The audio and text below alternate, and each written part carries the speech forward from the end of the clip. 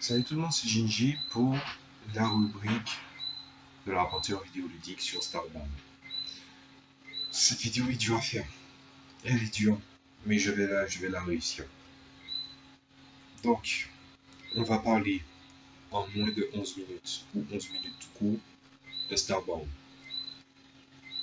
Je vais expliquer deux, trois choses au début, je vais donner mon avis concret là-dessus.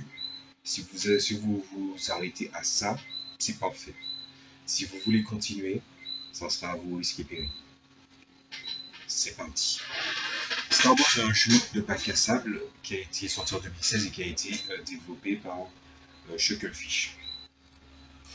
Et donc, dans ce jeu, qui en plus, bien évidemment, a eu une bêta et un accès anticipé avant, sous terme de crowdfunding, a posé certaines choses qui étaient proposées et qui sont là. Donc, est-ce que je recommande le jeu? Si vous aimez le bac à sable, vous allez aimer ce jeu. C'est clair et net. Si vous aimez le bac à sable 2D, vous voulez construire des choses, vous voulez vraiment exprimer votre talent de construction. Bon, après, je dirais, bon, autant attaquer les Sims 4, les Sims 3, les Sims 2, les Sims, la série des Sims, voire même les Sims City. Mais dans le cas présent, si vous aimez la construction, c'est cool. Si vous aimez un petit peu les jeux en 2D où vous vous battez contre des créatures, dans des combats dantesques, c'est pas du tout le délire. Les créatures sont vraiment devenues teubées dans le jeu. Et je dis, elles sont devenues teubées. Les combats ne sont pas si palpitants.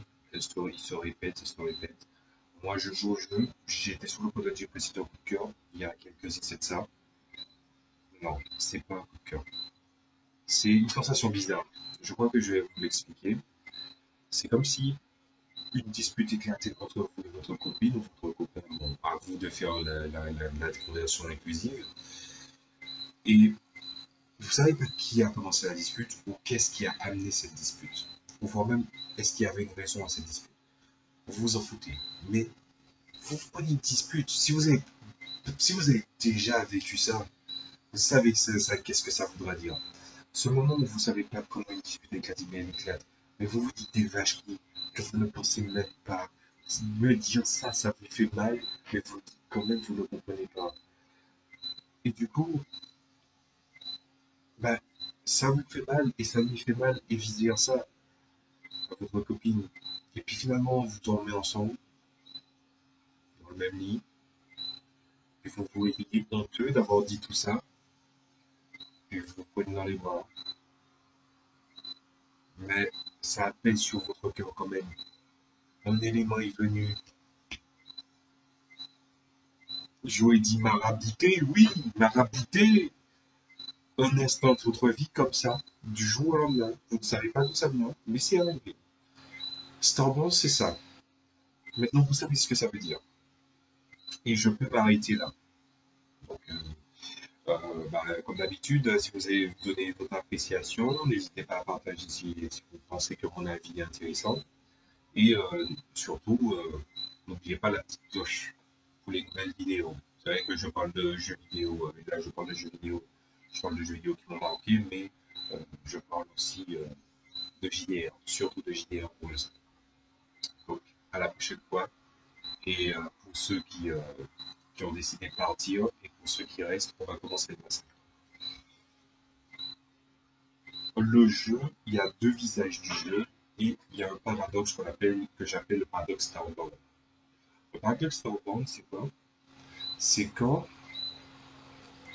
vous avez un jeu et que vous voyez vous vous dites ouais mais il a l'air bien ou vous le jouez, vous avez l'air bien, mais vous vous rendez compte du contexte de sa création ou des choses qui ont été promises et qui n'ont pas été faites, ou qui ont été promis et qui sont là mais pas sous la même forme.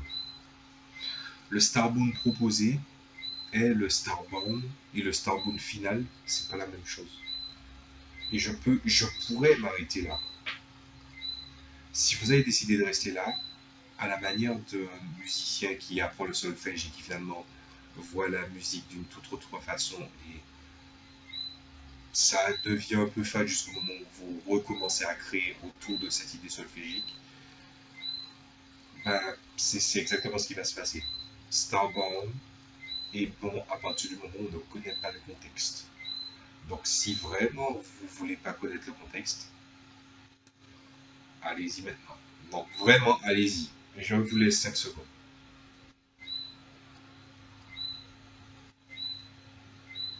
Vous êtes resté quand même? C'est pas grave. Bon, alors, Starbound.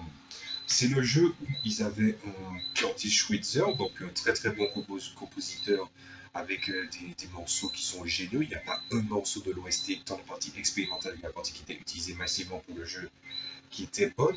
Ils avaient un bon compositeur, ils ont trouvé le moyen de mettre des tables, les mêmes musiques répétitives. Juste 5%, et je suis sûr que je n'exagère pas si je regarde, 5% des compositions qui ont été faites sur les OST sont utilisées. Les créatures sont teubées, sauf les créatures dites uniques, c'est-à-dire les créatures qu'on retrouve sur les différents biomes. On vous dit que dans ce biome-là, on peut trouver cette créature-là, et vous la trouvez. Vous pouvez monter, vous pouvez être au nord-ouest et descendre au sud-est de la galaxie. Ça ne va rien changer si vous êtes dans le même biome. Il y a des créatures avant Procedure étaient très intelligentes, avaient un mode de fonctionnement et avaient leurs propres attaques bien spécifiques. Maintenant, les créatures, on aurait dit, des loups d'Oblivion. Vous voyez, c'est la petite créature qui vient vous foutre la merde, mais elle n'est pas si intelligente que ça. Elle fait juste que vous tapez à vue. Des fois, ils ne vous tapent pas à vue. Ils ont voulu racler dans de nombreux trucs, hein, avec des expressions de euh, Sonic, Megaman, Metroidvania, tout ça. Et même Pokémon, hein, parce qu'on peut capturer les créatures procéduraux. Sauf que les créatures procéduraux, encore faut-il qu'ils étaient compétents, qu'ils étaient balèzes, ou ils avaient les attaques qu'ils avaient avant, en fait. Maintenant, non. Les créatures, si elles ne sont pas uniques, machin, ça ne fonctionne pas. Les créatures qui sont dans les capsules, qui normalement sont vos créatures, qui peuvent à l'image d'un Pokémon et ses Pokémon, ils se font défoncer en deux. Voilà. Donc, en plus, avant, les créatures, quand elles tuent un certain nombre de créatures, elles devenaient plus puissantes. Je sais même pas si c'est dans le jeu ou pas, tellement elles se font défoncer. Les quêtes, c'est vrai que les quêtes génériques c'était prévisible dans un monde procédural. La promesse d'un jeu aux opportunités illimitées, ça n'existe pas. No Man's Sky avait promis ça. Plutôt avant c'était Starbound, plutôt avant c'était Sport. Non, peu importe que vous mettiez la garde galactique étendue au maximum. Le problème c'est que quand vous faites des trucs générés aléatoirement, évidemment, si vous ne mettez pas du soin dans certains éléments, dans certains calculs, bah, finalement, vu que votre univers est vaste, vous allez peut-être, et je pense que les développeurs pensent peut-être que euh, les gens ne vont pas se poser de questions. Sauf que les gens sont taquins, on leur dit qu'ils peuvent aller partout, ils vont partout. Donc, donc voilà. Ensuite, la quête principale, avant, on pouvait juste rassembler des éléments pour invoquer des boss et les combattre sur le terrain qu'on en avait envie. Maintenant, il y a une espèce de trame principale où il faut rassembler les 6 gemmes des races de mon cul pour détruire la créature qui a consumé la Terre et qui essaie de consumer le monde. Et vous savez quoi? À la fin, vous y arrivez. Qu'est-ce qui se passe après? Ben, mais il ne se passe rien. Qu'est-ce que vous attendez? J'ai une théorie qui s'appelle la théorie des mondes crépusculaires, selon laquelle quand vous faites un monde qui est sur sa fin ou qui est face à une catastrophe qu'elle aura du mal à esquiver, les gens ont du mal à envisager l'après, à construire narrativement après ça. Et c'est vrai.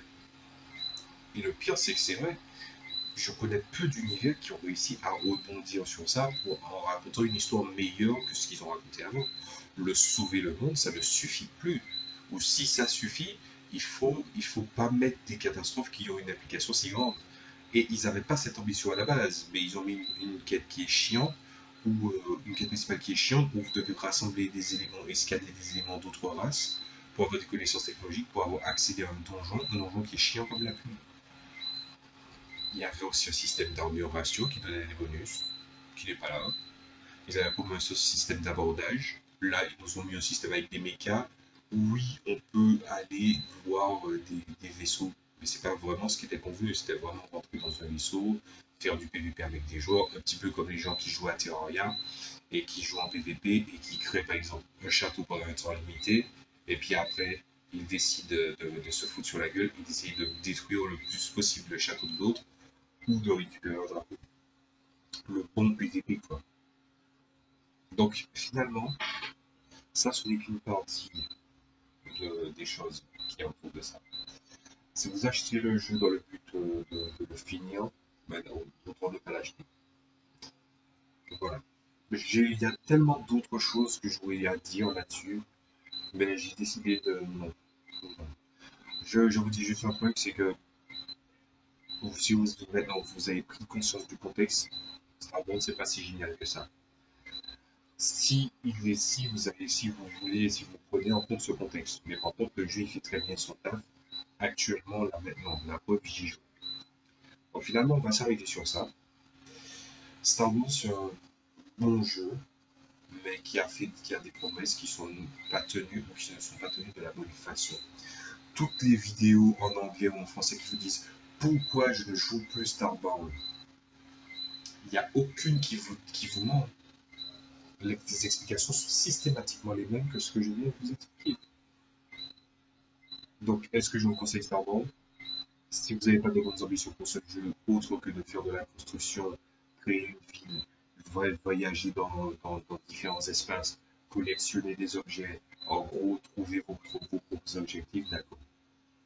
Mais si vous voulez, même s'il y a une notion de lore dans Starbound,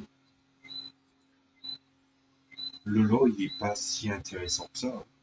Parce que finalement, les autres races ne sont que des ersatz, des facettes de l'humanité. Ils auraient juste dit il y a plusieurs races d'humains, ça n'aurait rien changé. Et les diversités raciaux auraient dû être là, et elles ne sont pas là. C'était Jinji pour Jinji DR. Au cas où vous ne le savez pas, j'aime ce jeu. Mais j'aime pas je ne le recommande pas forcément à tout le monde. On se retrouve pour une prochaine vidéo. Salut à tous.